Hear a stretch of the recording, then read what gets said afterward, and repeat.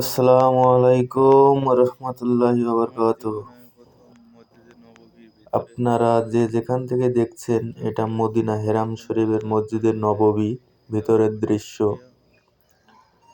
আপনারা যে হয়তো অনেকেই দেখেননি, অনেকেই দেখছেন। যারা দেখছে তারা জানে যে আল্লাহ পাকের কি নিদারুণ পবিত্র জায়গা এটা। এখানে আসার পরে আপনার মনে এত প্রশান্তি আসবে, কল্পনার বাইরে। না আসলে আসলে বোঝা যায় না যে আল্লাহর ঘরে প্রবেশ করার পর আপনার যে কি অবস্থা। আমার এটা আসলে প্রথম ঢোকা আর কি।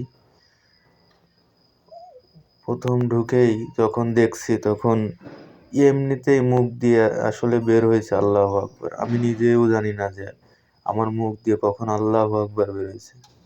আসলে এখানে নবীজির হযরত মুহাম্মদ সাল্লাল্লাহু আলাইহি সাল্লাম, আমাদের নবী এখানে শায়িত আছে।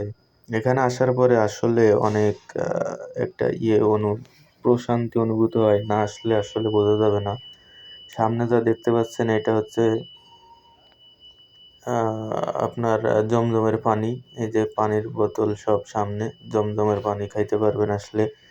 এখানে আসার পরে আমি যখন নামাজ আদায় করলাম, তখন বাইরে বের হয়ে আসলে মনে হলো আমার অন্তরে যে কি একটা প্রশান্তি আসলো, বলে বোঝাতে পারবো না আপনাদের।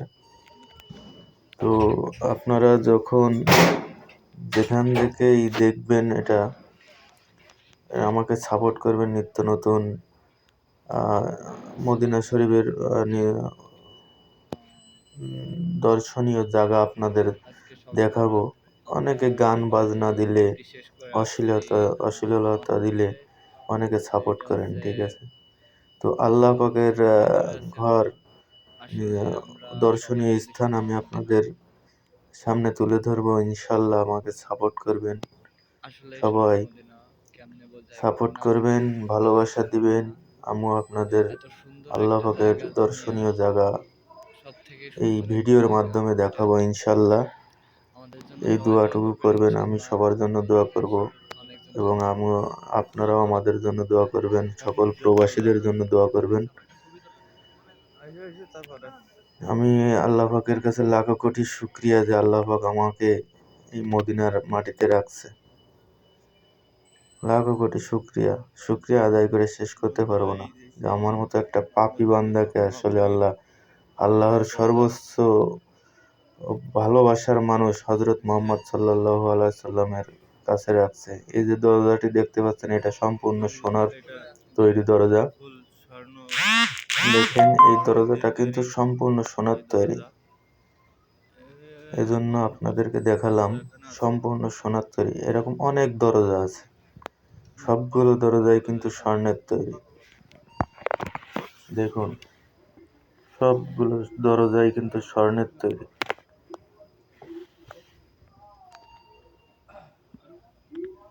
দরজাগুলো স্বর্ণের, এজন্য বারবার দেখাইলাম আর কি দরজাগুলো।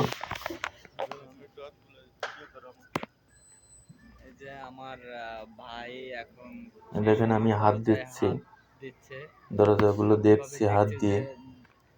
এত স্বর্ণ আমার জীবনে দেখি নাই, তো এজন্য একটু হাত দিয়ে দেখলাম আর কি।